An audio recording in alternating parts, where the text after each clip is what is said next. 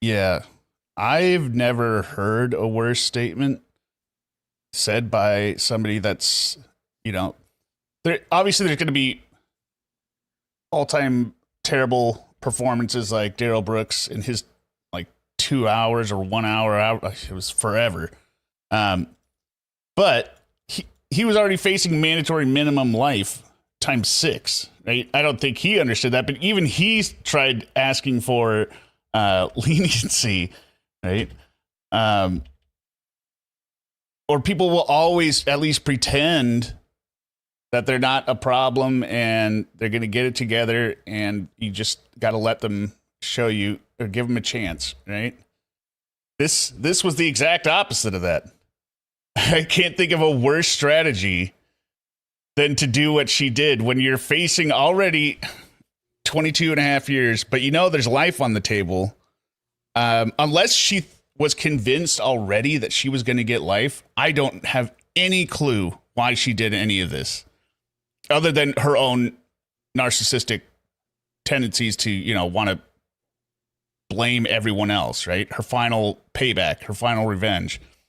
No, I've heard something that confused me. This was in a comment, so of course take it with the biggest grain of salt ever. But someone was pointing out that this final plea in many ways would not really affect what the outcome was.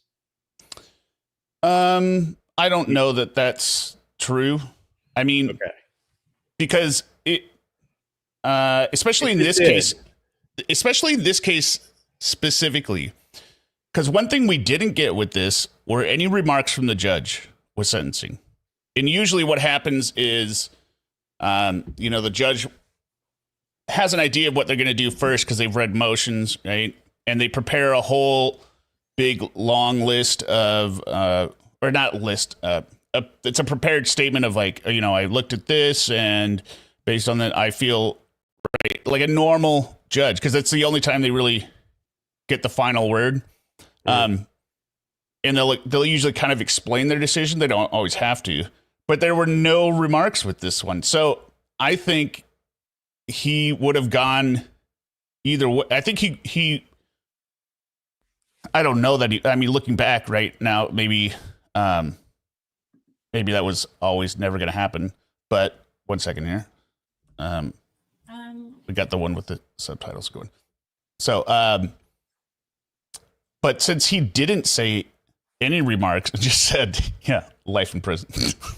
I was surprised by that. So I thought maybe I missed it, and I kept looking up for more clips, but I couldn't really find anything else. I'm like, did the judge really not say anything for such a big didn't. case? So he didn't. I don't think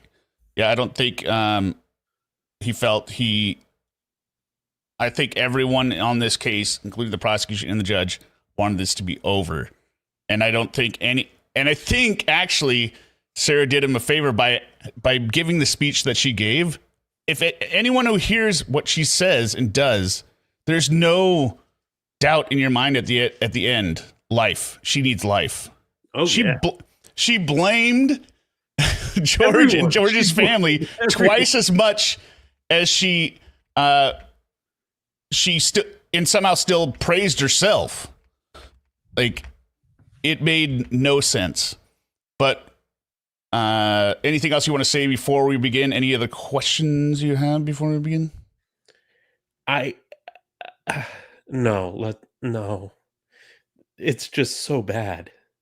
And let's just do it.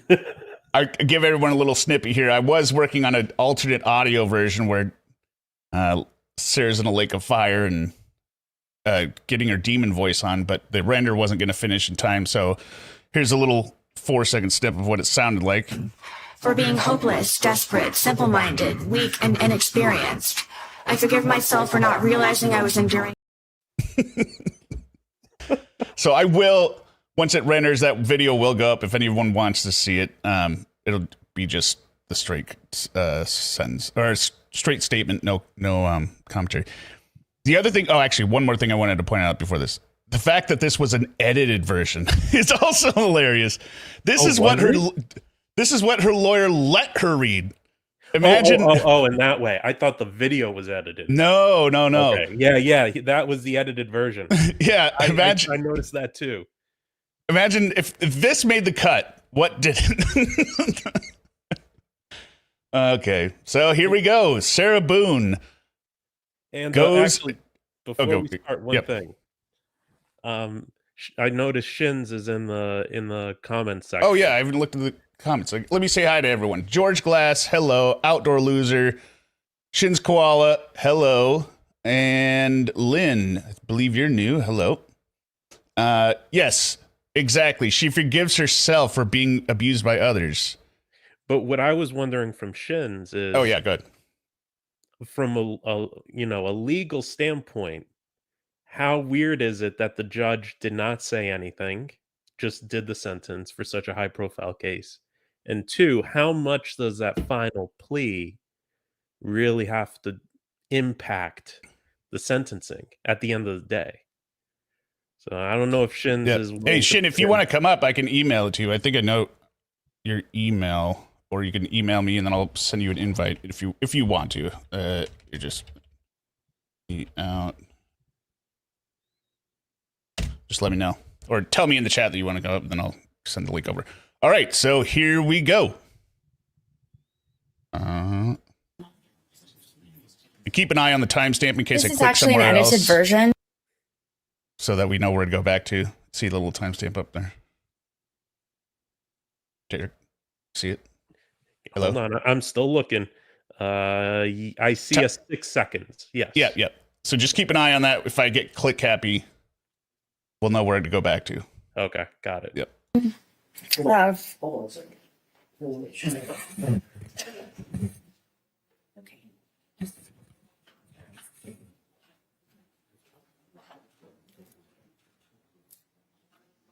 I had a lot to say. I've had She even has to preface her statement with a statement. Like a lot of time to think about things, and I didn't really know how to put it on paper. And I didn't know how much I could say or how little I should say. So what I have here is, like I said, an edited version. But I would like to read the more important parts that I feel that everyone should know that wasn't said in my actual trial. And on top of what I have on paper, this is just the tip of the tip of the tip of the iceberg. Oh, God. So I wanted to read this, and then if I may, I would like to address everyone in my apology on top of my statement. Yeah, it was a great apology. Yeah. Proceed, ma'am. Kentu Sukuroi is a kind of Japanese ceramic style which means to repair with gold. In this tradition, when a ceramic piece breaks, an artisan will fuse the pieces back together again using liquid gold or gold dust lacquer. So rather than being covered up, the breaks become more obvious and a brilliant new piece of art emerges from the brokenness. It embraces flaws, weakness, and imperfections, and also teaches the essence of resilience. Every crack in a ceramic piece is a part of its history, and each piece becomes more beautiful because it has been broken. This is the wisdom of Kentu Sukuroi. When she started with this, I almost lost it. I think I should say one thing. Go ahead.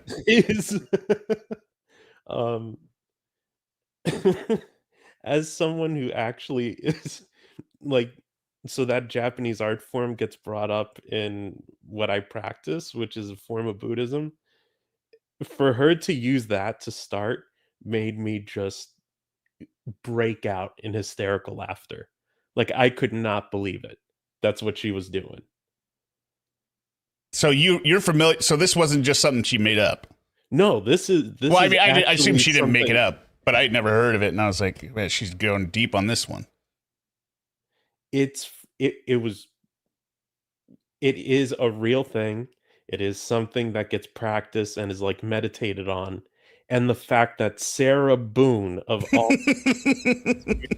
final plea was absolute insanity. The last time I heard this was basically when I was meditating in a temple. I heard time, it's Sarah Boone talking about how she deserves forgiveness. Yes. I like, later when she goes, we can't just forgive and forget. Yeah. In my wisdom and with all of my repairs, then, now, and ongoing. I hate the way she writes too and speaks, right? She's always putting things after this, like then, now, and ongoing, right? She does it several times. It's so pompous, I believe, the way she speaks. God has been, and will always be my artisan. All of my gold is forgiveness.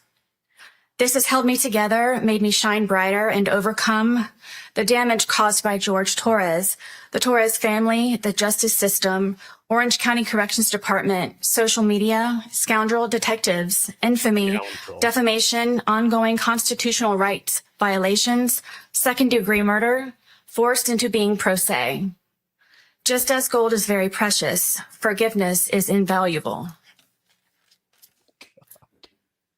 Forgiveness is not an attempt to change or forget who, what, or how you've lived through to be so gold, but an act of... I don't even understand that sentence. Live through to be so gold. Like, either she was rushing, I gotta back it up a sec.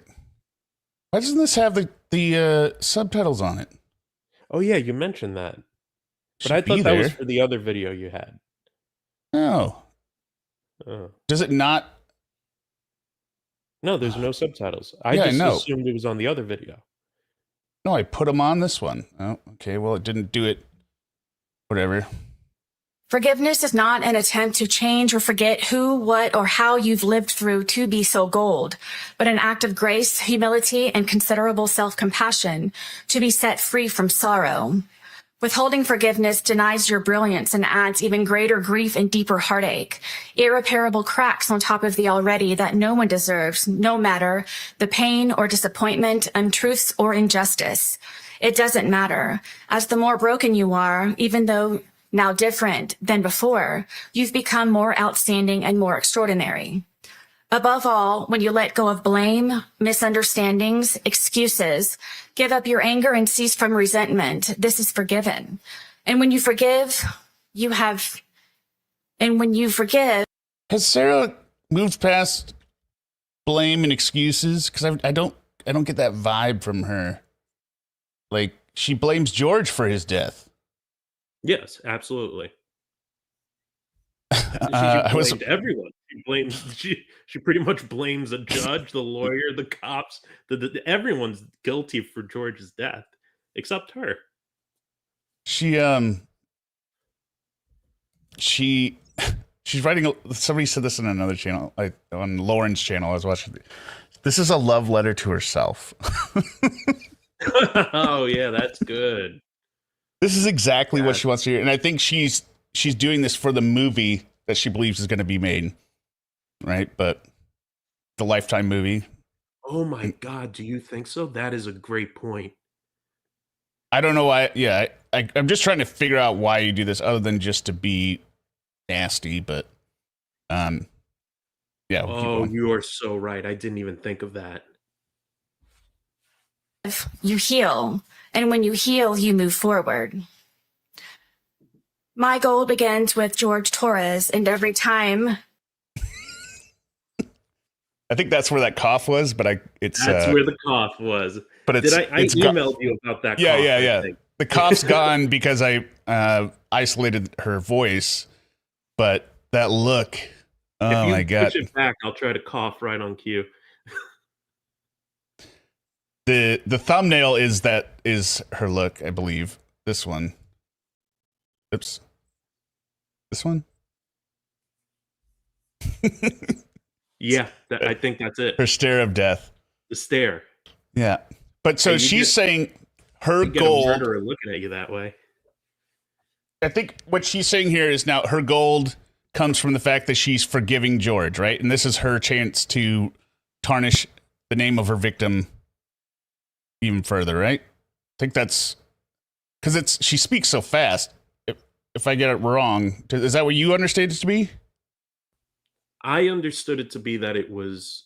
You mean overall, this whole thing? No, like this section right here. Oh, she's this saying one section.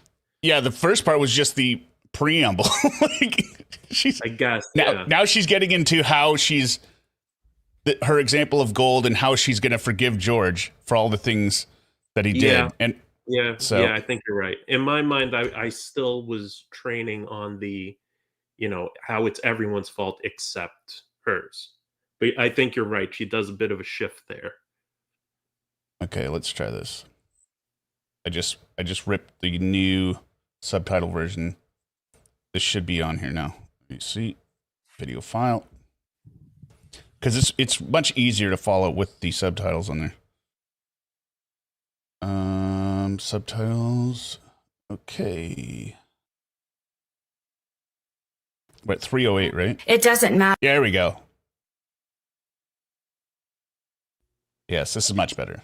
It doesn't matter. As the more broken you are, even though now different than before, you've become more outstanding and more extraordinary. Above all, when you let go of blame, misunderstandings, excuses, give up your anger and cease from resentment, this is forgiven. And when you forgive, you heal. And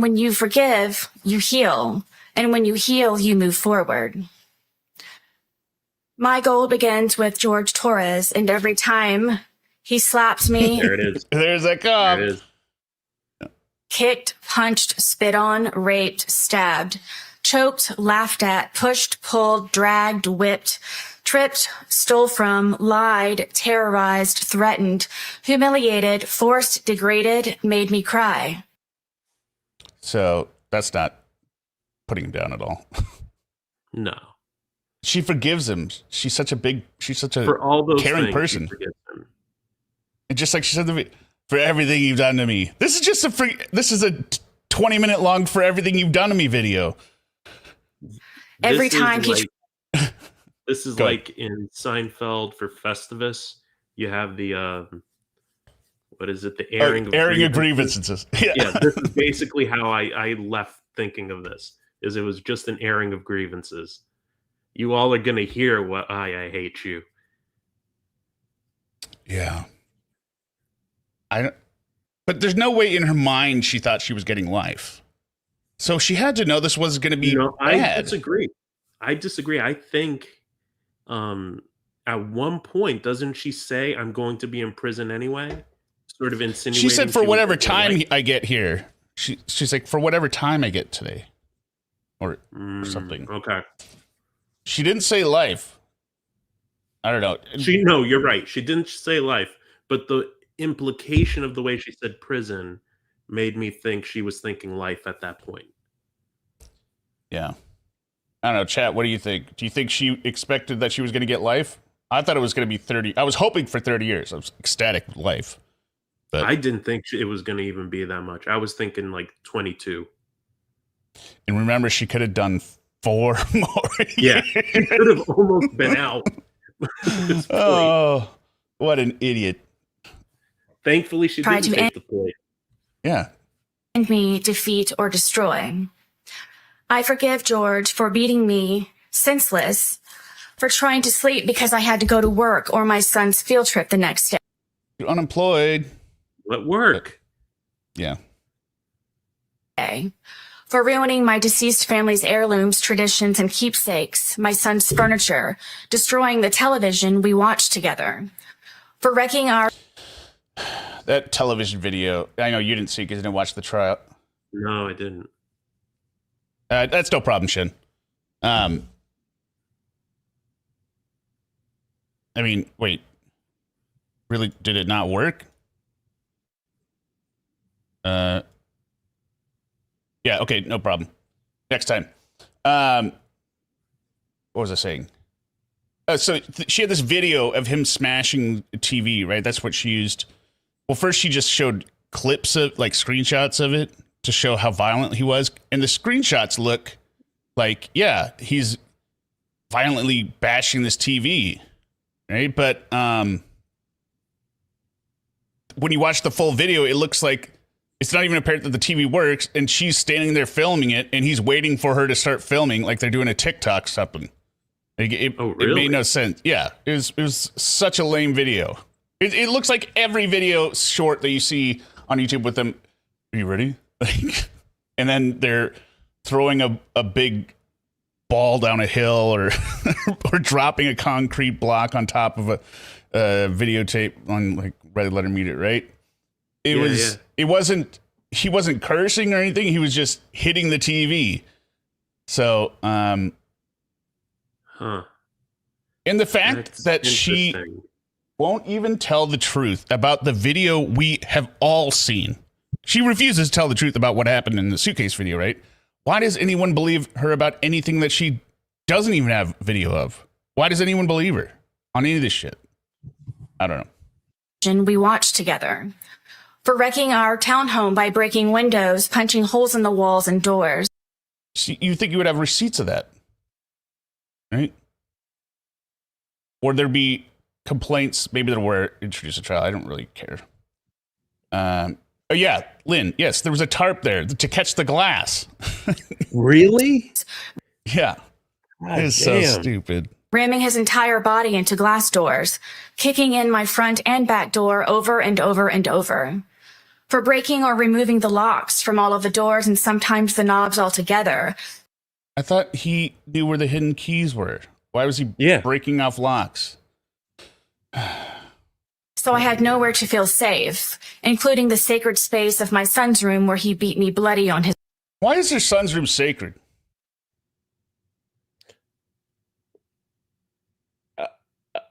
I don't know, but remember during the interrogation, she keeps having to talk about how she has to go get her son.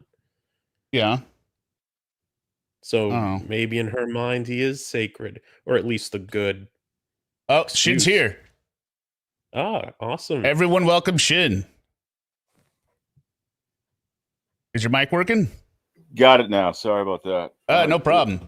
It was a chore. Hey, thanks for coming. You want to introduce yourself to the stream or the chat? So everyone, for those who don't know who you are. I'm Shin, and I do I used to do a weekly stream with Andrew Burkett, and that's pretty much and of course our main subject, our only subject. Well, we've done a few other predators, but has been Lauren Armstrong. So it's good to see people from the community branch out to stuff like this, though. Well, and I also was like, what's your law background? I started out as a prosecutor right out of law school, and then I practiced defense for 17 years. And nice. So I'm semi-retired right now, but I did a lot of criminal work, a lot of trial work in Massachusetts primarily. So it's the courts are pretty similar in each state, but for the most part you can pick up laws from other states as you watch this stuff. So what was your reaction to the sentencing? Like the sentencing part first. Did you think she was going to get life? Well, my prediction was, I think it was like 35 years or 40 years. I think that's what my prediction was. And she just like sealed the deal. I as her defense lawyer looking at this thing, I can't help but think that he had to have reviewed it before she read it. And, I don't know what kind of relationship they had. Whether he was just being led around by the nose by her or not, just to stay in the case because she's, dismissed 9 lawyers or 8 lawyers. Yeah. So, and he's getting his moment in the sun in this case too, which is, good for him. And it's good that he's affording her a fair trial too. So it stands up on appeal. So, it's good that he's there, but, he must have, in the pit of his stomach thought this is, if the judge had 40 on, written down, on the bench, he knew that he was just going to turn that piece of paper over and say life. So so you believe that the sentencing can be impacted by the statement, like I believe it can be, right? Oh, absolutely. I mean, there's really? There's two things that can mitigate or can give you some leniency. that go a long way in courts, and that is acceptance and responsibility, accepting what you did, admitting what you did, a full allocution they call it, without any reservations. But she can't do that. And the second is remorse, and the only remorse she has is for herself. Yeah, she's sorry she got charged with murder and convicted. Yeah, and it's never a good idea to attack the victim's family. It's never. I would never advise. I'd advise against it. And it also makes me think that it could have been a lot worse what she originally wrote, and the attorney may have toned this down as much as he could. Right. Maybe he ripped up half the pages, being like, you're rambling. Yeah. So, and the interesting thing also is that I've never seen this before. I've never seen where someone has a written statement and then they want to, improv. Yeah, make an oral statement after your written statement. Yeah, she called that her forgiveness or something like that. No, it's her apology. And there was a direct examination part of it. So her attorney participated in that part. And the first question was about, of course, her religious upbringing, realizations, and all that stuff that's happening right now. And then I don't know. You have to be somewhat shameless if you're going to represent her the way she wants to be represented. So that's all I have to say about that. Okay, we won't press you on it. That's cool. That's cool. You just ask me whatever you want. Were you surprised that there was no statements from the judge? I was surprised. Yeah. Well, everybody's we've seen so many of those cases. Sorry, I get this. That's just crazy. I was just hearing it. I was like, wait, I've heard that. Oh yeah, I've heard it. Shin when he's on Andrews. I've heard it on Andrews. I'll try not. No, it's fine. It's fine. It's fine. Yeah, you've seen a lot of cases, in court TV and whatnot, where the judges just go down, and I've seen some great speeches by judges, and it's like a hurrah moment. Everybody just waited for that, and just give it to him. Talk about how you've observed him throughout the trial, showing absolutely no remorse, and you think he's just a psychopath, and everything, but nothing. Just nothing. Life, but that one word was enough to make up for everything, right? Isn't it? I sentenced you to therefore I sentenced you to life. That's it. Okay, what's the court expenses on this thing? We're going to liquidate damage. Yep. That's it. That's all we need. We're done with you. We're done with you. And we bent over backwards for you too. I don't know. I haven't looked it up, or I haven't looked at this very much at all in any other case. Like, does a lack of the statement? Because I know you can appeal. Yeah, I think you can appeal the not the convictions. Obviously, you can appeal, but you can appeal the time, right? So if the judge says nothing, does that make it that much harder to appeal it? Because there's no bias. Judges understand that. I mean, if you have appeal rights and it's based on, actual evidence of innocence, you don't want to get up there and start. Yeah, you want to say nothing rather than try to say, "Listen, I'm sorry to the victims' families, but I didn't do it." Yeah, I understand that. But the judge, he could just say this, it's within the guidelines. So then what are the grounds for appealing it? Right? Well, again, something that happened during the trial, a ruling he made that, or a jury instruction. Could be a lot of reasons. But wouldn't that just be for a new trial? Yeah. Well, no, you have to ask for a motion for a new trial right after the trial within 30 days. She did that. That's one of the first denied. Things it was denied. It was one of the first things that she did. But that's expected. That always happens. And then what happens is that denial is actually what's appealed. So all of your appeal rights that you were saying was wrong with the trial, I want a retrial. I'm asking the trial judge to change, to make it right at this level. Judge says no, then all of your appeal arguments are in that document. You just bring it up. Yeah. So you narrow it all down at that point. But it's always, everybody files a motion for a new trial, not an appeal, a motion for a new trial to the same trial court. Gotcha. Well, that's all very interesting. I agree with you. All right. And Derek, you didn't watch before? You didn't watch any of the victim impact statement stuff, right? I assume? I did not, no. I'm going to, or I wanted to. So the only Sarah had 3 people speak on her behalf, I believe.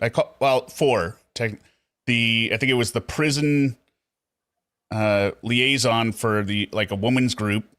Right? Yeah, or the chaplain. I think the chaplain. Maybe she was the chaplain. Yeah. Yeah. 2 other inmates that had served time with her over the last year and a half, and then another person in Ohio who claimed to be a true crime fan that is in desperate need of a kidney. And who by the way, who couldn't get their camera to work. I think it was a troll. I think there's always been a troll. I mean, the court accepted it. You know, the prosecutor just said, you know, no objection. She could do it without the camera. Or I don't know what the gender of that person was, but you know, I can't help but believe that anybody could have done that. Anybody could have called into court and done that. You know, any troll could have done that. Well, I just thought it was funny. I was like, you have nobody else except for those that were legally required to be confined with you in a space. And prior to your arrest, how about throughout your entire life? Her son didn't say anything. Yeah. But I was also thinking those people that spoke on our behalf, they were like, I'm going to say positive because I don't want 30 years of letters coming from her to my house being like, why didn't you say this? Why didn't you say that? Because you know she likes sending letters. You know, their ex-husband from a production standpoint, I think they were happy that the camera was just on the back of their head. Oh, yeah. They couldn't be seen, you know. But, yeah, and those victim impact statements, especially from the kids and whatnot, the judge didn't need any of that.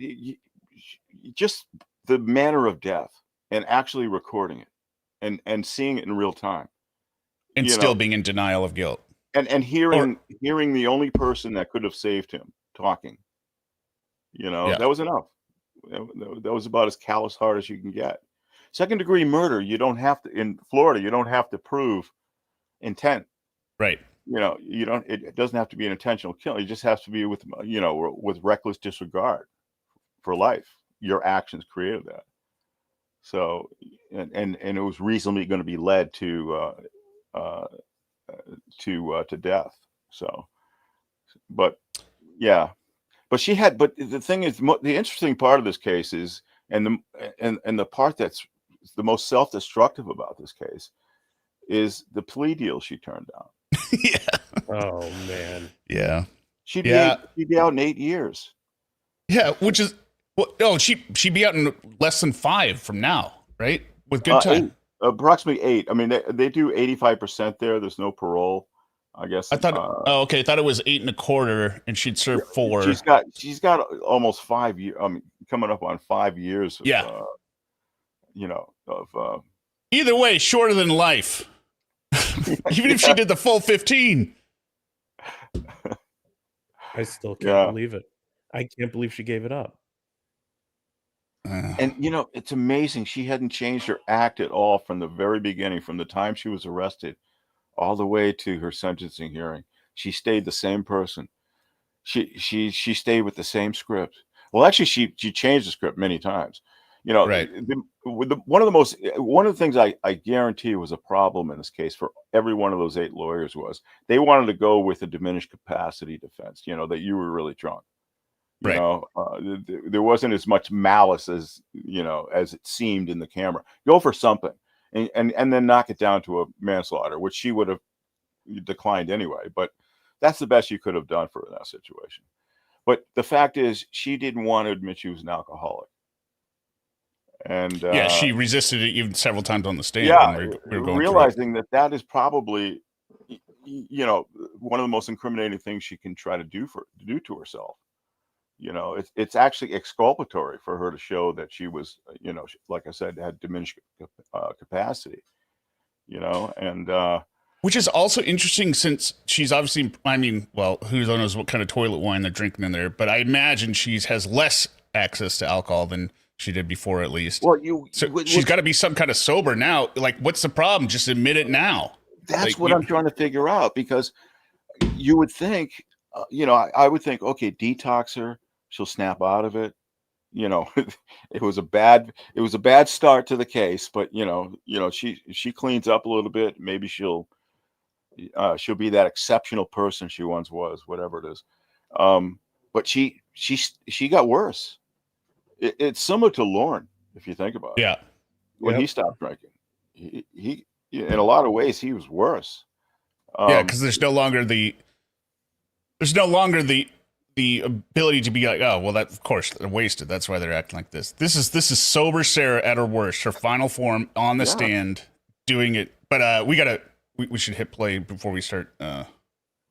We'll hit pause again. Just guys, tell me when to hit pause. No problem. I mean, this is a great show. She couldn't have written a better script. No, she could not. Yeah, it's a series finale. His bed. For terrorizing and threatening my blind and deaf dogs by leaving the gate open I built to keep them safe, telling me he hoped I'd find their bloated dead body in the pond or scrape their remains off of the pavement, for kicking them off of the bed and throwing across the room because they were trying to protect me. For threatening to make me unrecognizable to my son by breaking all of the bones in my face, like a one quick figure. She said all this stuff on the stand. Like, this is all just repeating what you already said, Sarah. This isn't anything new. Yeah, but did that happen with all the bones broken in her face? No. I've never seen any medical records of that, you know. No, it was the threat of doing it. Oh, is that what you said, threat? Yeah, she said the threat. I'll back it up. So. Oh, okay.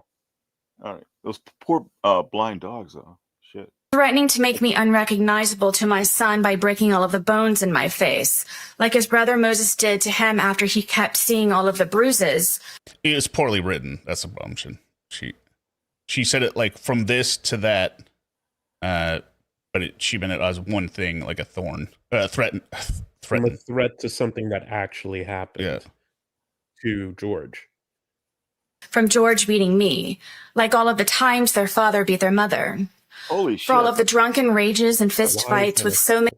What? She's just gonna air people's dirty laundry in their family. Yeah, she's nuking the family.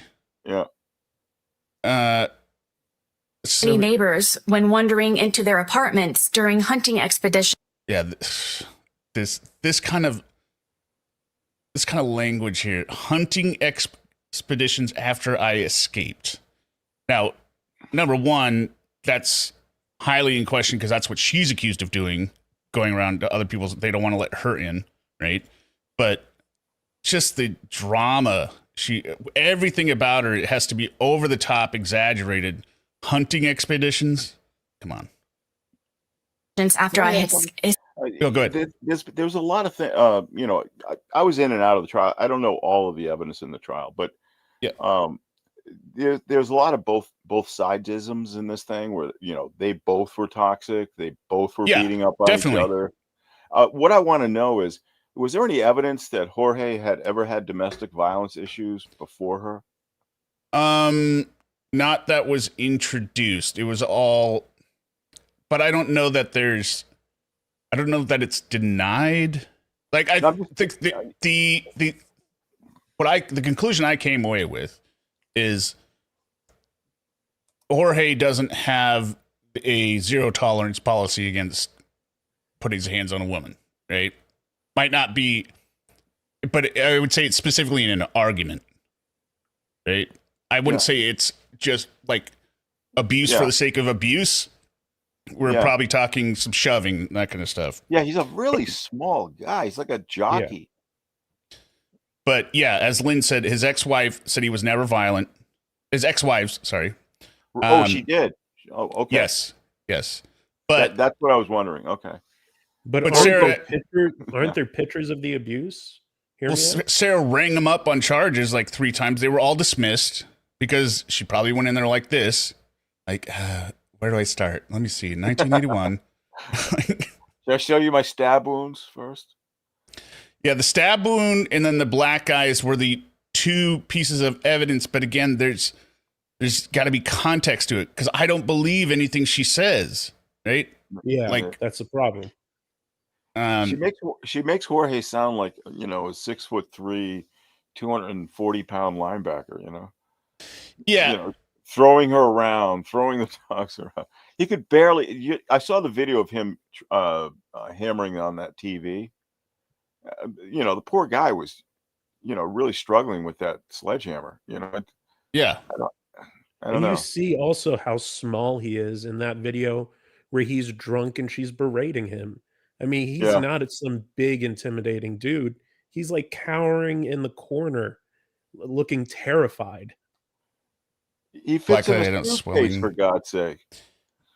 Lynn, yes, this is exactly what I'm thinking for Sarah, right? She'd fall down drunk, hurt herself all the time, take pictures of it. This is kind of like echoes of Amber Heard, right? Like what, taking pictures, putting makeup on, maybe. But yeah, I don't know that he was, or all three were dismissed against him, and she was arrested, and she was what do they call it? 815, or what do they do it in Florida? You're crazy. You're forcing a mental Baker Act. Yeah. Baker Act. Yeah. Yeah. But which makes, knowing all that, talking, we just said, makes it clear that she's lying her ass off right here. Even if she, there's no, it's inconceivable how that world can be the way she's describing it, how her world can be like that. She's so overbearing. She's such a control freak. There's no way she would be allowed herself to be cowering around and jump at every bang or every, she's just, this is every time she's confronted by anyone else, she will try and overpower them, right? Even in an argument. Even the court, even during interrogation. Mm-hmm. She's not exactly a meek, right? Or what do you call it? She's not cowering in the corner like, oh my God, I'm so fragile. She's terrifying. All right, keep going here a little bit. Escaped. For drowning me in liquor and wine because I didn't want to drink, causing me to urinate on myself. Then, he's throwing wine down her throat. He's great. Waterboarding her with vodka, and then she's like, "I gotta pee." Sorry. No, it's fine. It's such a stupid line. Putting the end of the bottle in my face, giving me 2 black eyes. That's not what she testified to in trial, right? Lynn, you know this, right? I thought she said he stomped on her head during the trial with the 2 black eyes. But and a bloody nose. For making me experience what it is to be sodomized. Holy shit. I forgot about that one. Yeah, I'm guessing. He doesn't look like that kind of guy either. I don't know why. He doesn't look like a sodomizer to me. He just looks like a little she guy. Was probably like, stick it in my ear. I think that counts. Threatening to kill my friends and the neighbors when they checked on me. This was the other part. I keep pausing a lot. I didn't see any real evidence of people checking on her. They hated her. They hated her. That's what I thought too. They try to avoid her. So I thought she was detested. Yeah, I mean, she would sleep on their back porch. They hated her. To make sure I was alive and in one piece. For threatening to burn down our townhome and set my car on fire because I got a job. Again, you're unemployed. For holding me hostage on weekends, my son was supposed to come over by keeping my keys around his neck, my phone in his crotch, and a butcher knife stuck in the middle of the table as a warning not to ask anything or try to leave. Doing that. Sorry. I just picture the butcher knife. It's just, she comes downstairs. She's like, the knife. Isn't it a glass table? Especially doesn't have a suicide bomb on it, that's on himself.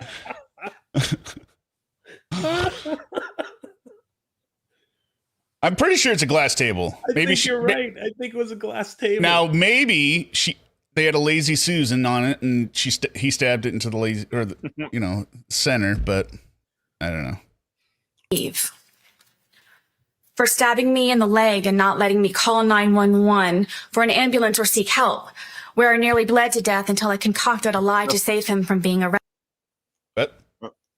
what he hit? Wasn't it like near the ankle or something? And no, it was in the back of. It looked like it was in the back of the calf muscle, but the scenario around it is somewhat.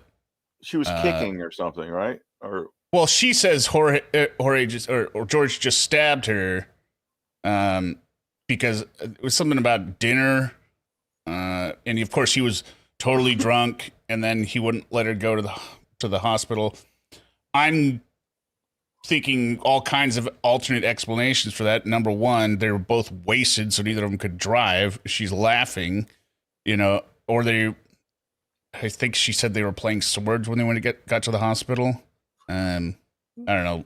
Just Lynn might doing have an a better old-fashioned knife fight, maybe. Who knows? Yeah, or just having a duel, right? Yeah. She seems like the type to just be in a knife fight.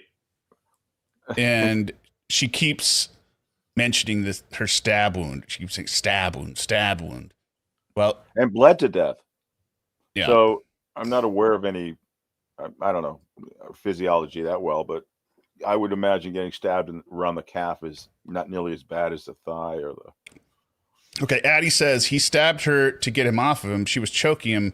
That is what the cop got her out. Out of her kind of. Oh, that's interesting. Okay. Arrested for destroying my phone with a hammer because my son called. That doesn't make any sense. Mm-mm. For me experiencing ever being arrested and after today, prison. There, that line. Yeah, she forgives him. But she knows she's going to prison. And to me, the way I heard that the first time, and still to today, is she knows she's going to be in prison for a long, long time. No, she's going to. I don't think so, guys. I think she thinks she's going to get something close to what the deal was. Yeah, I think that's probably what her lawyer was just trying to juice her up with, because he knows he's like an hour away from being done with this nightmare. Be like, hey, we're going to argue for downward departure, right? And so she's thinking in her head, well, worst, if they don't give me downward departure, maybe I'll have to get the 22.5, but then I'm going to definitely appeal. Yeah. But if you're as deluded as she is, wouldn't you think you're going to be out in 9 years, right? I'm just going to say this as a parting shot. This is my last chance to tell everyone how pissed off I am at them. Yeah, but it's not going to impact 9 years anyway. Yeah, guys. I'll see you in 9 years, bitches. Yes, the airing of grievances. What if? Did she think at the end that the judge was going to get up and start doing this? Yes. Yep. Like at the end of Scent of a Woman. Yeah. Slow clap. The audience rises. Everyone's like, "We're so sorry." The jury, who were there, by the way, for the sentencing, they say, "We got it wrong." Suddenly, the court officers surround the victim's family. Yeah, arrest them. That's big threat. All right. Prison. For beating me almost blind, crushing my occipital lobe. For having me experience. What? Her what? Her occipital lobe, right around her eye. Got it. Yep. Okay. It's what it means to see stars, like in the cartoons, where a character has a tall. Yeah, we get it, Sarah. But go ahead, describe it literally for us. A lump on their head. I had that too, and many times. For dragging me downstairs by my hair in the middle of the night just to sit next to him. Oh my God. I don't believe that for a second. Who would drag Sarah Boone? I mean, you would have to drag me towards Sarah, right? Like, I'm never bringing her to where I am. Like, she's such a nasty person. A 5'2" man. He wasn't going to be dragging anyone. By the hair. Downstairs. Just so she could sit next to him. And in the trial, she said it was to drink with them. Right? Yes. Remember that, Derek? Yep. For taking my car driving drunk with my debit card to buy more alcohol while I slept, even after I cunningly explained the importance of my car. No, you don't have to stop. No, she said cunningly, right? Oh, I thought she said kindly explained. Okay, it might be kindly.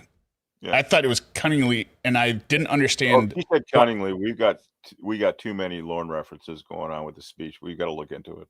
Yeah, I swear she said cunningly. I was like, why would you say cunningly? What you're so crafty. Isn't like, that cunning? Ain't that cunning? No. Well, foremost.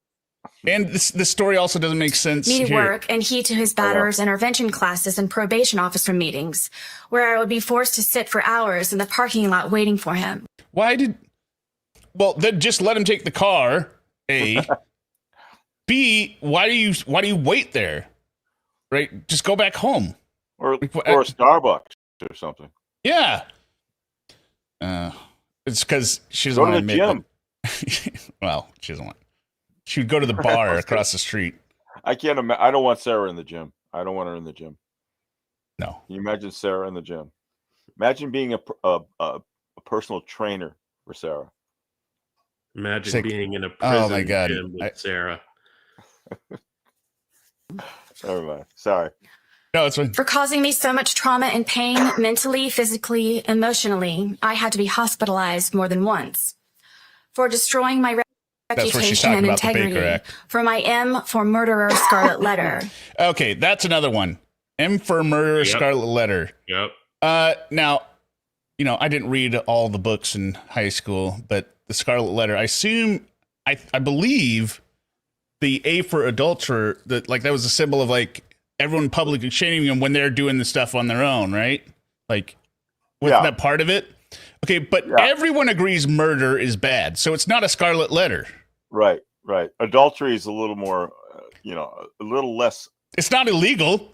A little less immoral than murder. Yeah, exactly. But even from a moral standpoint, it's just a little below, than murder. And I would say, Sarah, you're probably more a T for torturer, right? That's what everyone saw when you saw the video, not M for murder, scarlet letter. And it's not a scarlet letter any more than your video itself. Jeez. M for monster. That should cover it. Yeah. Scarlet letter. Not letting me feel safe to live, talk to other people, spend time with my son, have a job, friendships. Simply go to the... See, that's why she doesn't have any of those things. It's Jorge's fault. Because he's sitting in the living room with a knife sticking out in the middle of the table and her phone in his lap. He can't do shit. Right. That's why she doesn't have any friends, a job, or huge relationships. Guy reaches over for that knife, and I don't know. Who are you? This kid, he doesn't. He's not. I don't know. No, it's a cartoon character that she's describing. This villainous cartoon character. For God's sakes. Bathroom with the door closed, or go to sleep soundly or comfortably. I forgive George for lying. Oh my God. For him trying in so many ways, so many times, to end me with his terrifying love. Oh, Jesus Christ. Yeah. I also forgive the Torres family, his mother and father foremost, also his 2 ex-wives and daughters, all for knowing who George was. What?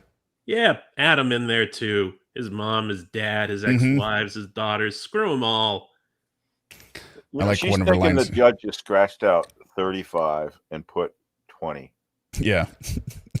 On his piece of paper that he's writing. Yep. That's what she's thinking right now. That's her slow clap. Capable of and has done. No, I agree. She's getting years knocked off by the minute. In the past, his history of violence and where he learned it. The judge is going to give her a ride home. Yeah. She's like Malik Washington. Hey, can you give me a drive home after this? Yeah, exactly. Hey, is anyone else distracted by the fact that there's the punt returner for the Dolphins is named Malik Washington? Oh no, I didn't know that. Yeah, I keep seeing memes about it. In the primetime games, they're like Malik Washington return, and I'm like, man, I don't think it's the same guy. Yeah, I gotta say, it did confuse me the first time. I'm like, wow, he really turned his life around. Come on, get around home. Than to keep turning a blind eye when I would ask for help. All of his siblings, including Jorge Torres, who is now on his way to prison for stabbing the mother of their baby in the side of their head. her head. Jesus Christ. For every Yeah. Jeez. I forgot about that one. She had to dox the guy. Right. everyone who knew what George was doing to me, sometimes how and when, but allowed and enabled. I forgive them for caring too late. Oh, shut the up, Sarah. They still don't care about you, by the way. I hope they all ask themselves, Yeah, I hate the one. while quiet and comfortable in bed at night, the uneasy question, what could I have done to... I'm going to even cut her off before she starts. This is amazing. They are laying in bed thinking about their dead family member and missing him. They are not thinking about you. And then the way she frames this with what could I have done to stop this from happening? To stop from both of them. So at least she includes George in this one. Had to make it quick and easy. He needed a drink since this thing was over. He just needed to get back into his chambers as soon as possible. Steam must have been coming out of his ears. At some point you would I've seen impact statements, whatnot, have been interrupted by judges. Because they, especially when they start going off and on the tangent about if they're a character witness for the for a defendant about their innocence, and judge is not going to hear information about that. Look, yeah, the side of that case, we're going to end it right here. She came close to the line. So on this, she actually bound over that line in this entire statement. And this is basically, I'm a battered woman. I'm innocent. I was protecting myself. The defense that didn't work at trial, she's doing it again. She could have gotten stopped by the judge, but the judge, again, they gave her so much leeway throughout this entire process that they're going to just make it to the end. Just make it to the end. Give her everything she needs, everything she wants, just so this life sentence that I'm about to give her sticks.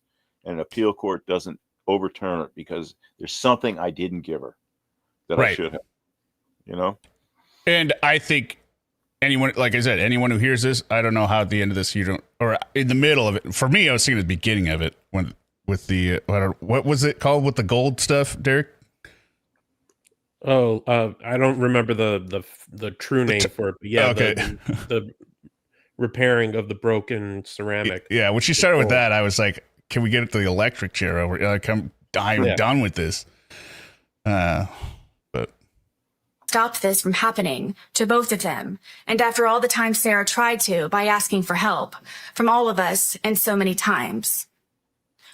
Another great contributor of my gold is social media, with its greed, insensitivity, deception, obvious exploitation, and advantageous gain from my criminal case as a whole, and for sentencing me by anticipation as a result of ignorance and hate.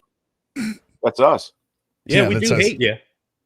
Yeah, I think it was ignorance, though. Yeah, we're talking about you after your conviction, at least as far as I'm concerned. But there are a lot of people who talked about your case before. But that's the beauty of a transparent justice system. Nothing's run in a star chamber. You can't do that. You can't have these private tribunals that the public can't see. Sorry, Sarah. And she talks about ignorance, but unfortunately for her side, she didn't bring out anything new that really wasn't already known through the interrogation. We had the video, and she said all the same shit. She talks about how we are describing her as a person that she is not. As she proves it on the stand. I haven't seen otherwise. I haven't, she's the queen of Karens, that's for sure, Mm-hmm. I think she says organized criminal. Conjured and fabricated by the organized crime that is social media, which condemned me in the court of global public opinion since the beginning. My family law case is the new prey waiting to be picked apart and pillaged from me being made infamous by social media and my criminal case. She's talking about a family law case. You're not going to have a family law case or family case. No. You're in prison. You don't have anything anymore. And you're divorced. Yeah. What? Well, she's talking about her alimony, which Brian stopped paying after she went. Right. And there's no. But also the son. Yeah. Yep. That's it. It's over. But she thinks that's like the next fight. No. She's going to come back and correct this one, but she's going to go and fight that one right now. Yep. Case. It simply seems I cannot forgive and be forgiven and move forward. That's the dumbest sentence. I cannot forgive and be forgiven. You killed the dude. You tortured him in a suitcase. And you filmed it. And you filmed it. For the family to see. And you gave the phone to the police willingly. And forgot that you filmed it because you were so shit-faced that you're lying about being shit-faced. And you're lying about being shit-faced. Where do you go with this circle argumentative woman? I mean, not guilty. Keep moving the goalposts everywhere. But all roads lead to not intentional. No malicious. At one point she said, no malicious content. Yeah. Yeah. Okay. Social media has made me a pariah. It has caused... You've made yourself a pariah. Yeah. Great oppression and undeniable disadvantages, especially by broadcasting and manipulating my cases online. In my criminal case, as a result, my opportunities to be given a fair, proper, and uninfluenced, successful conclusion was heavily depleted and poisoned. I forgive them. Also, all of the media tycoons... It doesn't sound like you forgive them. Sounds like you're pretty pissed. For not having a life of their own, trying so desperately to make themselves seem so right by making me appear so wrong. No, Sarah, that is not it. You are so wrong, and we keep saying it louder and louder because you won't even admit it. Forgiveness for prejudgment, ridiculous theatrics, lies, making and taking blood money from my and others' misfortunes, accidents, and catastrophes. That's how Lauren describes herself. She loves lists. She loves her commas. Yeah. You know? When, where, with, how many, any way, shape, or form. Today, tomorrow, forever, she loves that shit. She's I don't know, just a word salad. It's all over their hands and their keyboards. And even after all that's been said and done, theorized, hypothesized, scrutinized, and blasphemed, in my case, still no one knows me. Still no one knows her. She still thinks we don't know the real Sarah Boone at this point. I think we know her a little too well. Yeah. This is so ridiculous. Like, maybe you just don't know yourself, Sarah. Ever consider that? Don't try to figure her out. Let her tell you who she is. Well, don't look at my conduct. Don't look at my behavior. Don't look at my values. Don't look at anything I do, how I treat people. No. I'll tell you who I am. All people do. Oh yeah. All people do on many chances. Read her own words. Yeah, read her own words. Yeah, and they always make her look bad. She can't figure it out. In the end, I forgive myself for not choosing my life sooner, for not being more brave, vigilant, bolder, and outspoken, stronger, mentally, physically, emotionally, and spiritually. Shut up. For being hopeless, desperate, simple. This is why I wanted to play the Schindler's List song in the background, but I didn't want to get copyrighted. So she doesn't think she's assertive enough? Is that what she's saying? Yeah, she's really simple-minded, weak, and inexperienced. Holy shit! Yeah, she's like a little daisy. Oops, she's a wallflower. She's a shrinking violet. Wait, I want to see the word before the. In the end, I forgive myself for not choosing my life sooner, for not being more brave, vigilant, bolder, and outspoken, stronger. She's incredibly outspoken somehow from being in jail. She still manages to send endless letters. She's got to dial all that shit back. If anything. That's her entire problem. You're reading a 14-page statement that was edited down, and it's still 14 pages, and you're going to give an oral statement. Jeez. Mentally, physically, emotionally, and spiritually. For being hopeless, desperate, simple-minded, weak, and inexperienced. I forgive myself for not realizing I was enduring a life of domestic violence, and that the vicious cycle of never ends. You didn't know you were enduring domestic violence somehow?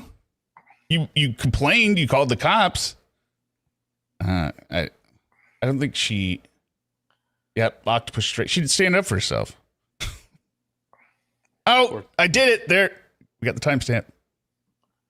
What was it? You were around 10. Right here. 10. Right here. There? Forgive myself for not realizing I was enduring a life of domestic violence and that the vicious cycle of never ends. I had nothing to compare to. I've never been hit by a man ever before in my life. Okay, so that would have no comparison, but then you tank your own thing here. I was raised hitting a woman was wrong and should never happen. So you did have an example. Well, no, that she didn't say she never hit a man before. Right. Well, she wasn't raised to not hit a man. No, she said she said everything but that. She said I have never been hit by a man, and I've never hit a woman. What's left? She's been hit by women, and she hits men. That's what's left. I believe that. Yeah. Especially in prison. No excuse. I forgive myself for not escaping permanently, for not fighting back sooner to save myself, my son, my dogs, home, and car. Having 20/20 hindsight thinking of everything I could have done differently or better to avoid the outcome. I think about this every day since. Also, of all the good days we had together, for him at There's really just one thing you had to do differently, Sarah. You don't have to think about all the different things. Just one thing in particular. And sorry to cut you off, but no, go ahead. The good days, the day she had with him, that day, the day that she kills him, was a good day. Yeah. Not according to the neighbors. Day. Right, not according to the neighbors. But according to her. Well, eventually it turned into a bad day. Her testimony eventually turned it into a bad day.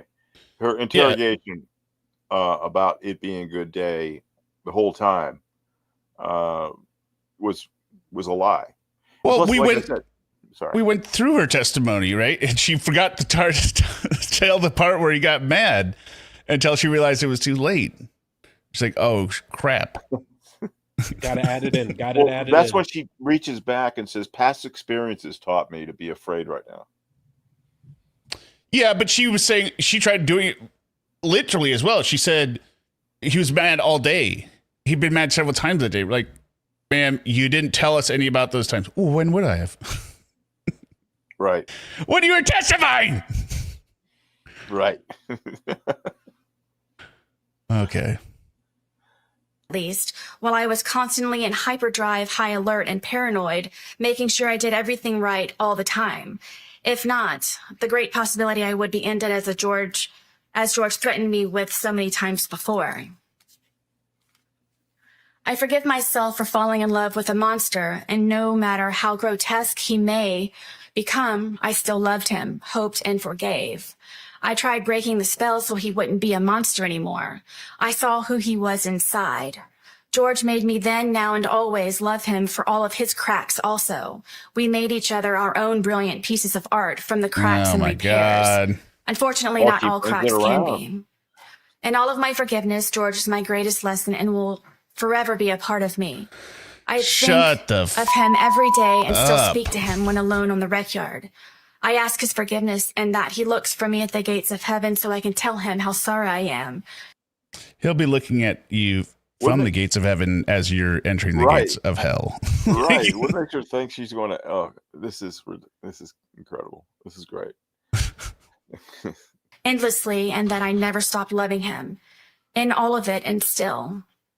When I first came to jail, I put my mat under my bed and cried all day and all night for months, only falling asleep from being so exhausted with grief. I wrote him letters. I wrote his family and his daughters, apologizing for asking for their forgiveness. But due to fear that my life or sons would be jeopardized, I did not send. How self-serving is that? Right. How self-serving is to say that I wrote a letter of apology to all these people, but I never sent them? Out of fear. Out of fear. And then never presenting the letters as evidence that you did that. Plus, what is she saying? She's saying that George's family is going to kill her son. Like, they're not monsters. You are. I know it occurs to you to kill people, but not them. There's no evidence that they do this kind of stuff, right? No, they were in the stands crying and weeping. They're going to kill a little boy. Come on, Sarah. I am sorry. I cannot begin to fathom any of their grief and sadness. No, because you don't care. Right? Please forgive me. There's no empathy at all. None. No empathy. And that, please forgive me.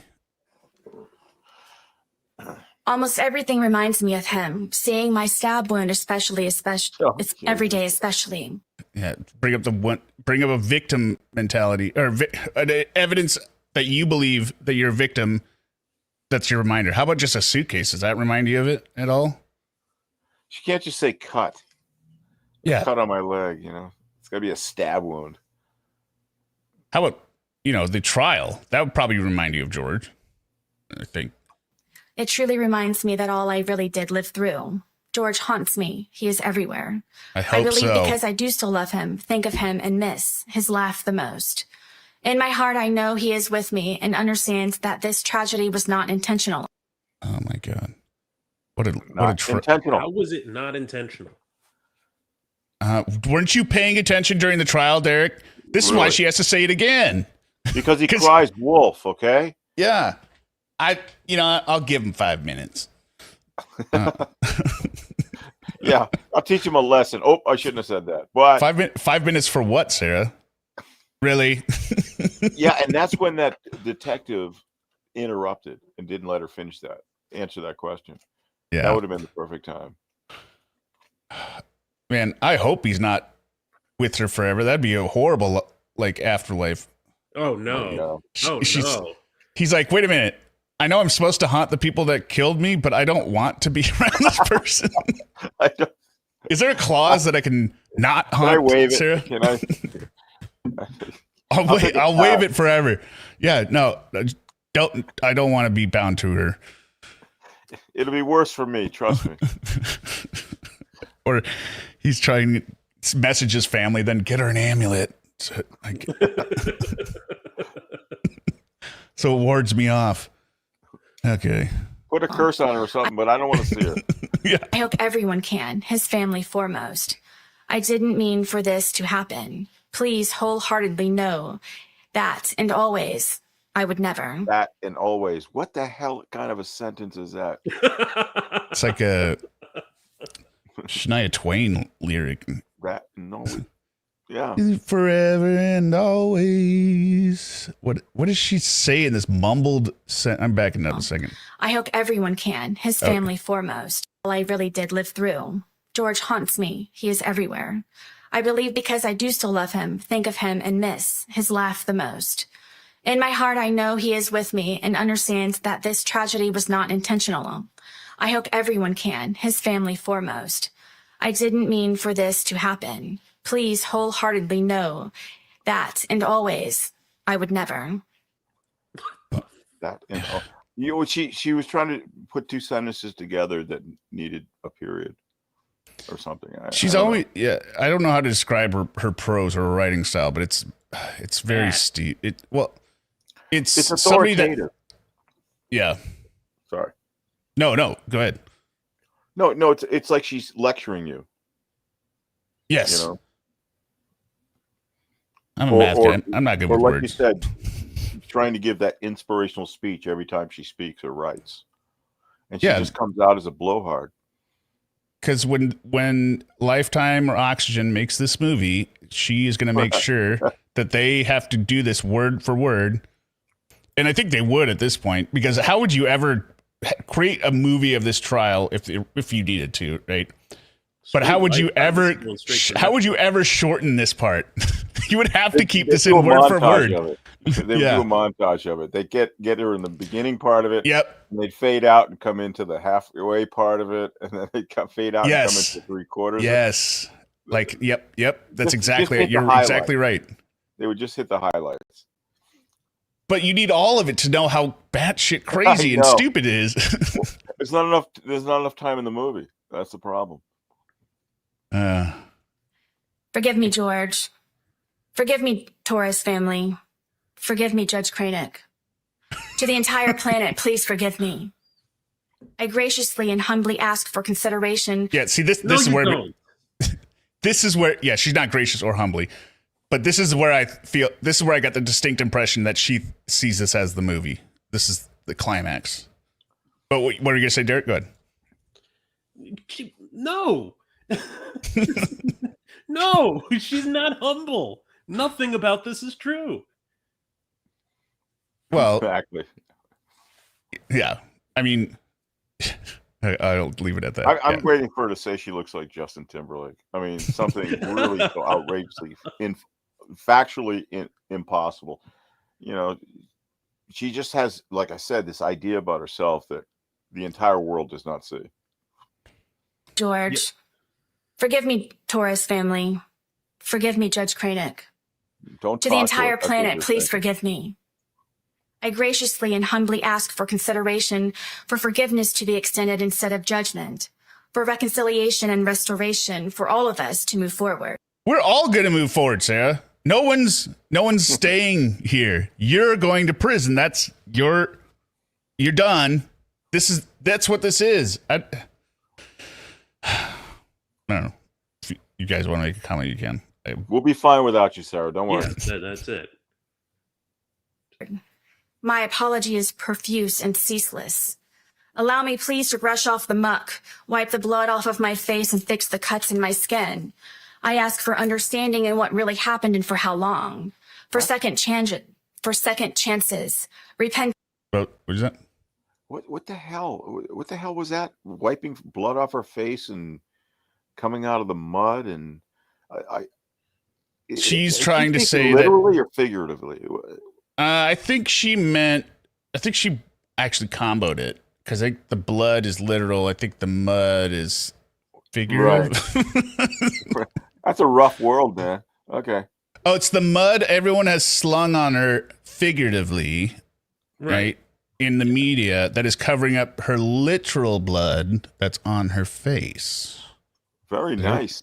Yeah, I like that combination. Yeah. And redemption to advocate for all domestic violence. Well, no one needs you to advocate for them. No. Survivors, to help them overcome, heal, and still hope, always, to make their voices heard, to confidently walk with all of their scars on the outside and the inside, to help them not ever become a casualty of domestic violence as so many others, to stop the... Like George? You were a domestic violent person. You were an abuser, Sarah, and you killed your victim. Yeah, stop the abuse and maltreatment before it's too late. Right. Somebody should have stopped you. Yes. Abuse and maltreatment before it's too late. There is always hope, and you can survive. In my soft-spoken conclusion, Soft-spoken? Bullshit. No. I actually heard a comment about this on Court TV. She may have put a stage note for herself. Soft spoken. In other words, she may have been directing herself during that part that she was reading to speak softly. Like parentheses, like the ones that Biden would read out loud. Like right, exactly. Pause for effect. Yeah, you don't say I'm speaking softly now. You just do it, right? Yeah, it's like Hercules. Disappointed. ask this. Would I be the darling mother, celebrated woman of the year, if it were I who died? How many daughters? Nobody celebrates. I don't know. Whatever. Daughters, mothers, sisters, aunts, grandmothers, nieces, and friends have been because they did. I am a survivor. Right. And who's this nationally known hero of surviving domestic violence where they killed their partner that we know of? I don't know any. I think there's Lorena Bobbitt cut off her husband's penis a couple decades ago, but that was only infamous because she cut off his penis. Some women who were convicted that some people, have support groups that are trying to. Yeah. What? not Broderick. Well, not her. She just went in blasting. Yeah, no, I'm trying to think of the other guy or the other one. Yeah, it happens. I mean, where people fight back on domestic abuse. Yes, definitely happens. But they're not national celebrities, right? Like she's talking about. Well, the reason why you don't hear from them is because cops don't press charges, right? You know, the ones that she's talking about, where there's advocacy for and things like that, are the people who some people consider wrongfully convicted. So, yeah, because they should have had an affirmative defense, right? Yeah, she's trying to join defenses with them, ally herself with the movement against domestic violence, a domestic violence survivor. She wants to be president of whatever of her local chapter. Yeah. I wonder when she shows up for that first meeting in prison, for the first domestic abuse support group, what her welcome is going to be. Her level of support be like nobody talks to her. Lauren's reception at rape class. Yeah, but they're all rapists, right? Sarah's not a victim. Yeah, she's the abuser. But Lauren says that he is not a sex offender. He just has to register as a sex offender. So he finished the book. Okay, he should have been out of that class a long time ago. Years ago. Still working on his PhD. All right, wait. In the lines too, so we can't get sidetracked on Lauren. Yeah, we'll be in forever. But you know what? The parallels are amazing, though, aren't they? I mean, parts of the not the whole personality, but some of the afflictions. Let's put it that way. And then the other thing that's I find interesting is Lauren is so emotional and will fake cry, right? It sounds like a little girl, right? But we've never seen any emotion out of Sarah, right? It's just Sarah would kick Lauren's ass like a Terminator. Yeah, we've never seen her cry. Exactly. Well, I think she attempted to cry during the interrogation. Yeah, she attempted, but then she went right back to anger. Yes. Right. When it wasn't working, which is very, again, similar. Yeah. Learn to do good, seek justice, rebuke oppressors, defend the fatherless, plead for the widow. Isaiah 1:17. Yeah, I knew it. All-encompassing, protect the abused. Ms. Boone, is that the end of your written statement? Yes. Sarah Now, wielding the sword of truth. Yeah.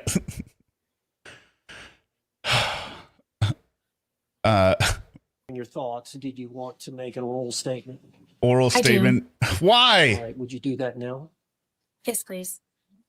I think this is the most cringeworthy part. My statement, my verbal statement is primarily to the... Don't mind me interrupting real quick. No, go ahead. Seen the Anthony Todd case?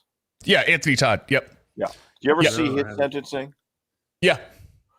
That's an example of a guy who refused to accept responsibility for I almost mentioned that earlier when you were talking about it. I was like Anthony Todd, but at least his lawyers kept stepping in. That's what I'm saying. You can see the difference in lawyering in that situation. One guy was trying to say, look, stop fucking this up. You're not going to change the judge's mind about this. He has no discretion in what he's going to do. He can't change the jury's verdict. So just sit down and don't fuck up your appeal rights by saying something stupid. And he did. At least that lawyer was doing his job. This guy seems to be almost encouraging her to be like this. I get that vibe as well, right? Yeah, and it's like he bought into her defense, but maybe not necessarily using his own independent judgment, but realizing that if he didn't, he'd be off the case, and he decided to sell out. Well, I even think his arguments at times were bad, like especially the one where to try and get the interrogation tossed, right? He kept arguing Miranda, and then they're like, no, they agree it was a custodial interrogation. He's like, well, yeah, but I think it has to do with where it's at. Like, no, we agree it's custodial. Yeah, all those pretrial motions, motion to suppress and all that stuff should have been done long time ago. He brought him up in motion limines. He brought it up in late trial motions. He was way behind the eight ball in this case. But he, for all that he did do, I thought he did some pretty good lawyering. And again, the idea is, at least from the court's perspective, is to give her the best possible defense without making a circus out of this thing, just so that whatever happens here sticks. And he that's was kind good. of a godsend for the court. So somebody had to give up their own independent judgment, which is what a lawyer is bound by. You can't just do what a client says. A lawyer has to, exercise his own independent judgment. But he did it in a way that gave her what she wanted, but didn't offend the court that much. But at this stage, I just thought he was just putting a flamethrower on the case by letting her do this and then participating in it. Because I think at this point, I wouldn't have cared if I was fired. I think I would have said, look, if you do this, you're definitely going to get life. And I'm definitely not going to do direct on you on this, because I know what you're going to say. So, take my advice. You don't think the court was annoyed? I felt like the judge had enough of Mr. Owen at some point, because it would be like, is there an objection? Right? Because he would just start doing these speaking objections, right? Like kind of like a pro se. Right. The guy was grandstanding. There's no question about it. I mean, I saw some of his arguments too, but again, he didn't have many cards to deal with, to work with. Just like Anthony Toad case, that guy had nothing. But the only thing you do is challenge the system in a situation like that. And the last thing you want to do when you have clear evidence of your own client's guilt is put her on the stand.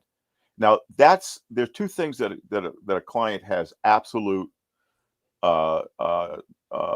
decision-making control over. One is the decision to testify.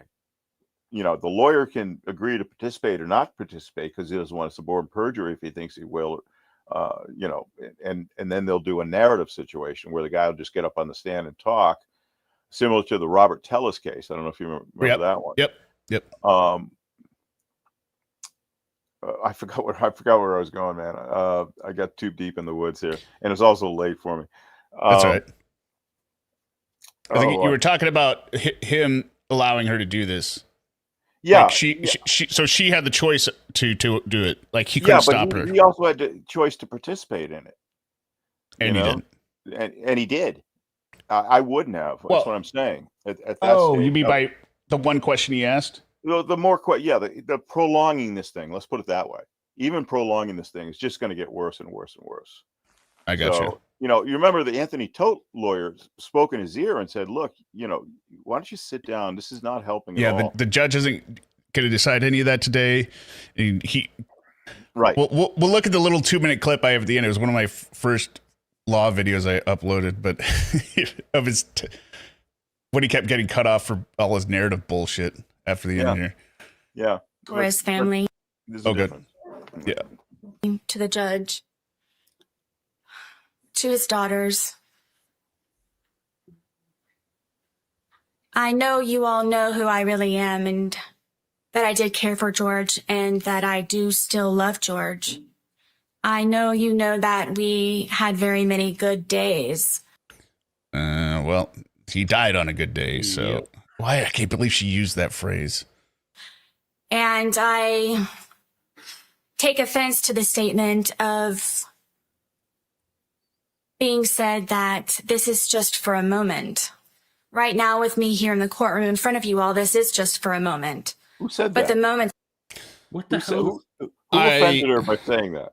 I don't know. It must be something that I believe, you can tell me if I'm wrong, I believe she's implying that they are saying she's putting on an act when she's on the stand, right? I don't think the act was particularly good, right? Why did she say that?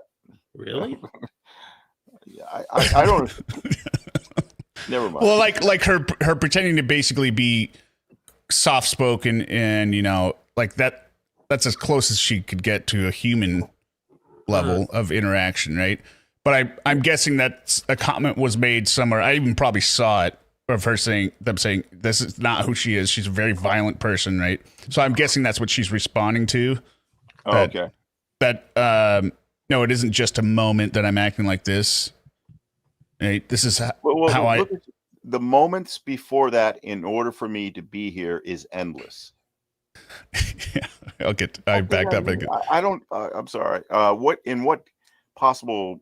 Okay, what can she? She's talking about the abuse. She's talking about the abuse. The abuse moments before that. See, I read it totally differently. How did you read it? I read it as, people are telling her this is just a moment. You'll get through it. Well, then she also goes into forever as well. I found the juxtaposition to be kind of confusing, where she keeps talking about temporary and forever over and over. But she's also not talking about Jorge here. She's talking about people. So, Yeah, because the whole world's against her. Yeah. Okay.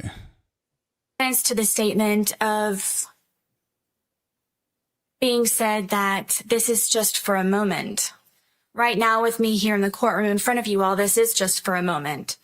But the moments before that, in order for me to be here, is endless. It's everlasting. So she's got to be talking about the abuse that she claims happened, right? Right, it's everlasting in her mind. But everlasting. The scars that I have on the inside, my outside scars have healed, except for my stab wound. Oh, there it is again. Yeah, so subtle, Sarah. But this has changed me as a person to see things differently and to understand things differently and to not be weak and just try to protect yourself and forever, regardless of the time that I may receive from today. Yeah, see, there it is. Time I may receive, Derek. She did not think she was getting life. This is all unprepared, off the top of her head bullshit that essentially is a slower version of what she read. Right. Yep. Stream of consciousness. Sarah Boone style. But why does she feel like she needs to still command attention right now? That's the last thing she's taking down those years. He just wrote 15. Yeah. He scratched out 25 and wrote 15. He's about to write, home confinement. Electronic monitoring on the weekends only. He's got to let her do her jail time on the weekends. Yeah. I forever will have this experience. I forever will have Jorge Torres with me in my heart, in my mind, my body, and my soul. As he and I used to say that we were one soul split into two bodies. Oh, come on. You didn't used to say it. You said it at the trial. You still say it. One soul separated by a suitcase. Yes. Yeah. And two bodies, yeah.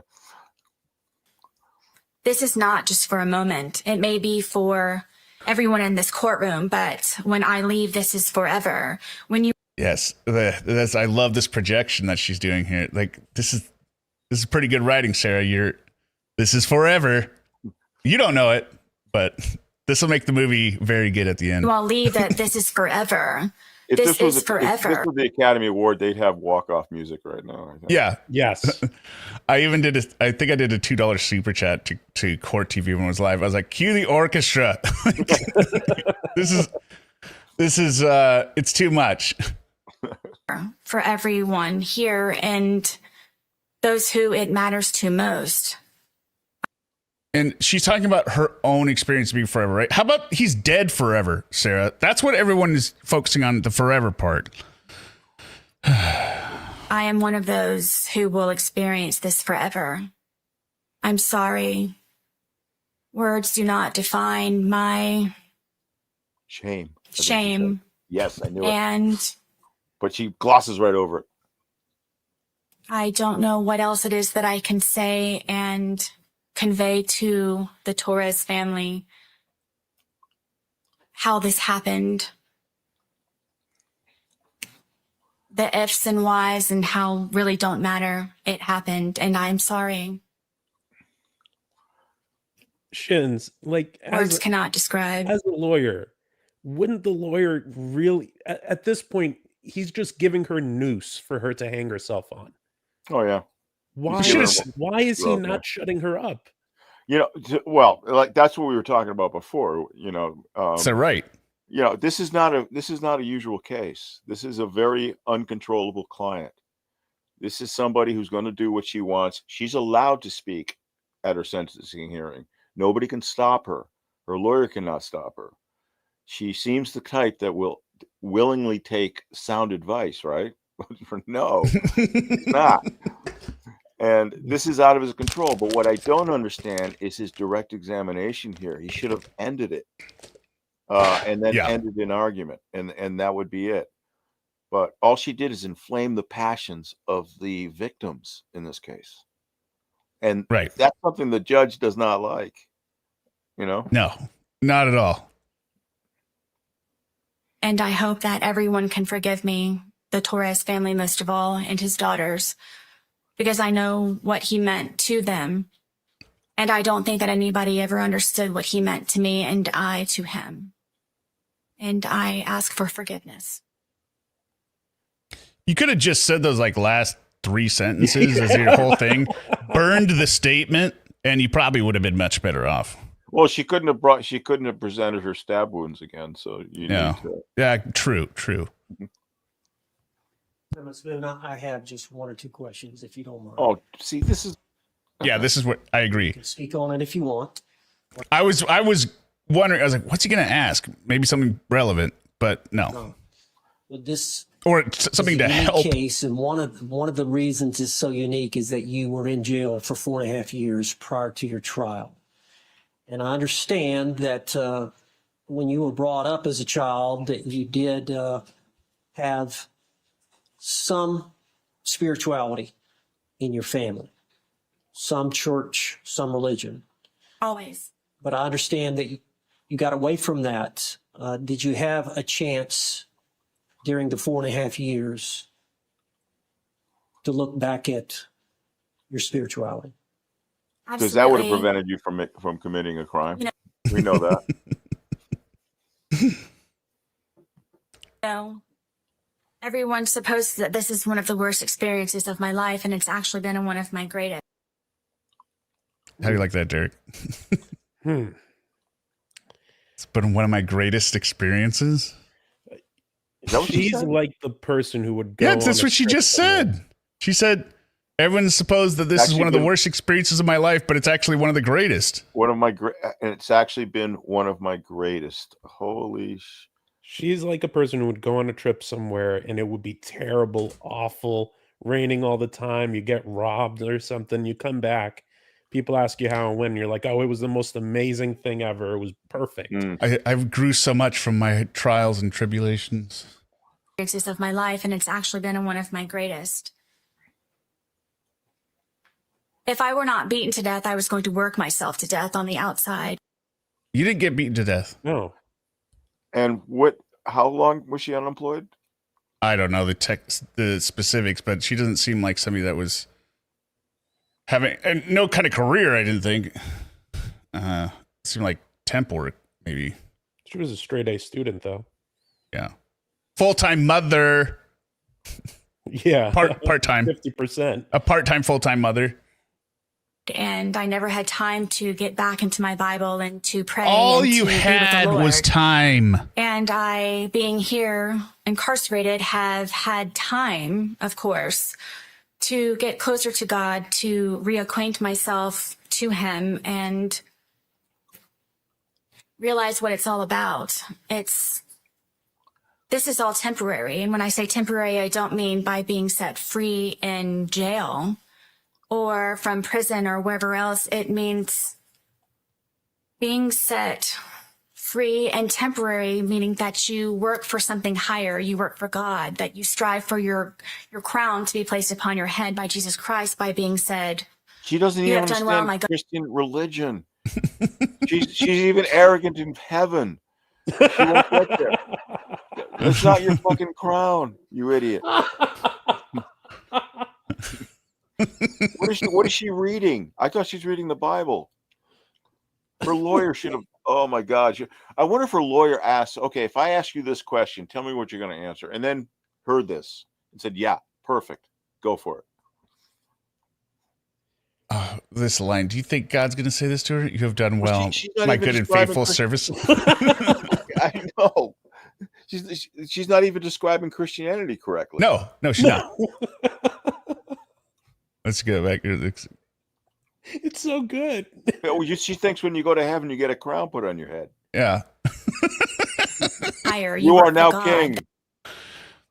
Maybe somebody scrawled in the foreword of her Bible that, hey, you get a crown at the end. Or you strive for your crown to be placed upon your head by Jesus Christ by being said. Do Mormons say there's crowns?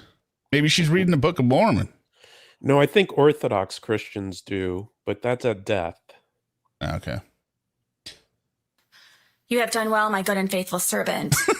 I've always tried to be a good and faithful servant. I was just a servant as opposed to doing all that I can when my family were alive and I was going through everything up to this point. Faithful servant. She sounded like she's Abraham, putting his son Isaac in a suitcase. Leading. And the Lord said, come down. I didn't mean to do, I just wanted to test your resolve. Take him out of the suitcase. No, don't go to sleep. Don't go to sleep. Stop drinking. Get your son out of the suitcase. Let my Sarah go. Go. But she obviously missed 2 of the commandments, right? Thou shalt not kill. Thou shalt not give false witness against your neighbor. So she's got. I think maybe she hasn't got there yet. Too? Well, I don't know if she did adultery, right? Because it wasn't clear that she hooked up with George. That ruined her marriage. I think the marriage was already ruined, right? So I'll give her a pass on that one. I don't know. She hung around with pretty seedy crew. Yeah. But, the stories about what's her husband's name again? Brian. He would tell us stories where she would come home at like 2:00 in the morning and with other people from the bar, and Sounds then like a nightmare. And then there'd be one guy who's screaming screaming her name all over the house looking for her. He's going. Can you imagine if that was happening in your house? That poor guy, man. Yeah. Can't believe it didn't last. I've become so much more closer to the Lord, and it's made me such a better person. And I hope that I am an example going forward of the Lord's light and can draw many people to me because of it. She has a God complex. Yeah, maybe draw you to him like one of those bug zappers. I guess as soon as you get close to her, you're dead. She is a savior. Any follow-up statement? You mentioned Christopher Hitchens, Mad. He said that the nature of religion is to fear God and to love him at the same time. That's what most Christian religions and most religions teach, to fear and love. And he said that's the basis of a sadomasochistic relationship. That's exactly the feelings behind that. That's what she's describing too. I assume that was the final word. Thank you. She can return back to counsel's table. Okay, so she goes to sit Anything down. else from your side of the ledger, Mr. Owens? No more witnesses, Judge. Just arguments. Okay. Yeah. Anything else in rebuttal, or just proceed to argument state? I love how brief the prosecutor is. All right. Once Ms. Booth is seated, you can proceed with your argument. This is that. So you don't know the Anthony Todd case at all, Derek, right? No, I assume. I don't. This is a classic example of narrative where they keep objecting. Asked her one time. We used to go out to dinner all the time. We used to, normal dating. Ask your next question, Mr. Weston. Her eyes were, at one point, the color of the most fluorescent facial yellow expressions. highlighter you ever seen in your life. I swear her eyes could... Mr. Toe? Yes. Her valves and her, sorry, not valves, her chambers were beating all irregular. It was basically, you take 4 wheels of a car. Objection, Your Honor, lack of medical knowledge. I guess you want to say a mother's helper, okay? In which to come in, help bring the kids to school, which is something my wife... Narrative and unresponsive. Hold on a minute. The way I was raised in a military family. My stepfather was a very proud military man. I was taught respect. Unresponsive. Get your question. But the whole demeanor of it was, this is what I've been told through my meditations. This is what I believe. This is what, as she referred to as, the light has provided for her, and the light... Hearsay and non-responsive. And I wanted her to get help. I didn't care. Objection, non-responsive in the narrative. We'll try and work on shorter sentences so that everyone can keep. That was to be a Christmas present to my daughter. I hadn't picked up the boys' bikes yet because the boys were some of my best friends, and I could never say. I went over there that night to... Ask your next question, Mr. Wesley. What was the occurrence that made that day memorable? I came home and my kids were dead.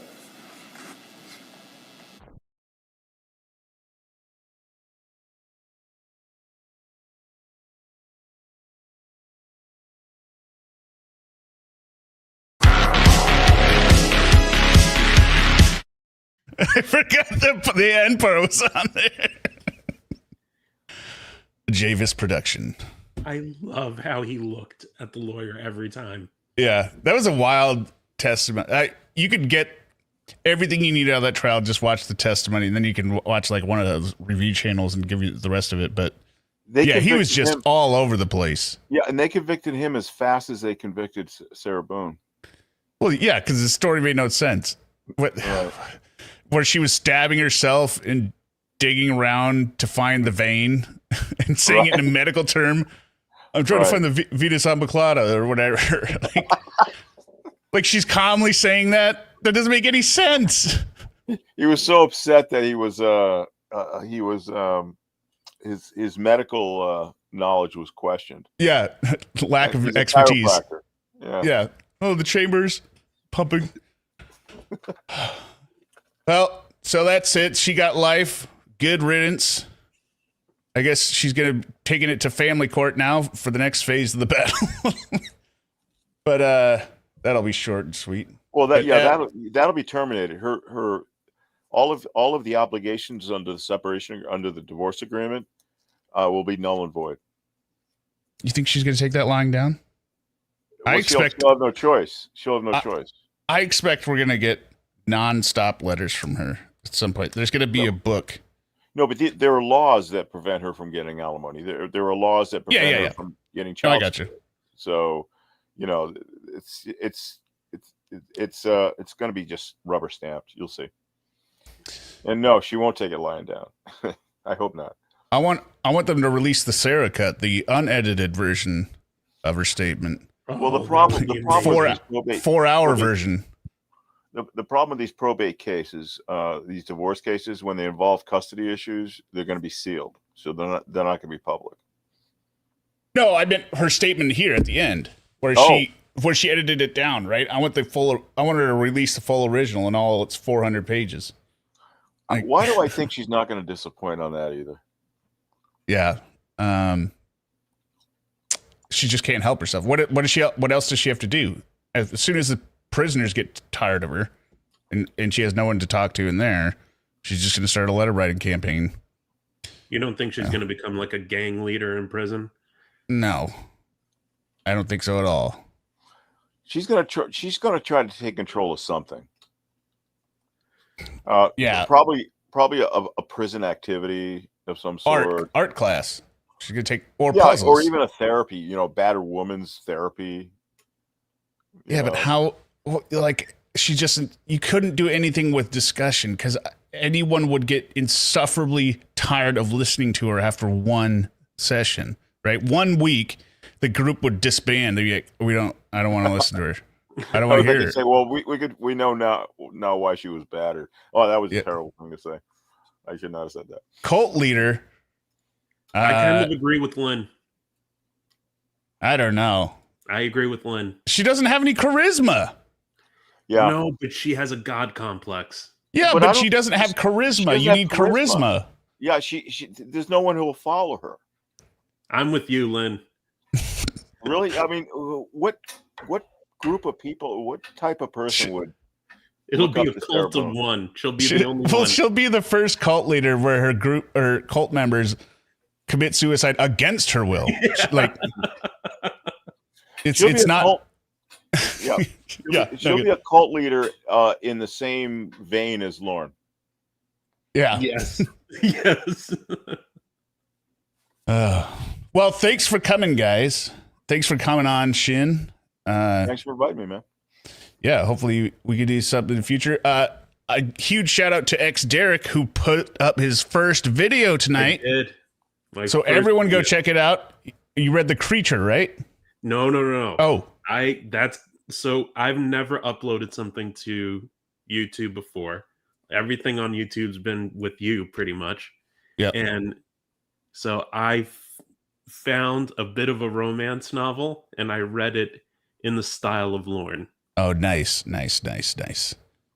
So we've done the chat log. Who wrote it? Yeah. No idea. Oh, it's like a Harlequin novel, like a cheesy. Yeah, it's one of those cheesy novels. It's called but it's a very popular author who just pumps out these novels. Danielle Steele. Ruin of Roses. Okay. Yeah. That sounds funny, man. So it's only 4 minutes. So everyone go pump up Derek's channel. Let's get him to 1,000 subscribers ASAP. You could use my 10 that I get. But yeah, the next stream is going to be back on the Beekeeper movie. Still getting those together. So all right, sweet. Probably next week or the week after. But thank you again for coming, Shin and next Derek, and everyone in chat. Thanks for sticking with us on a 2-hour stream. And to the people that are leaving comments on my channel, of my videos about how we talk too much, this is a commentary channel.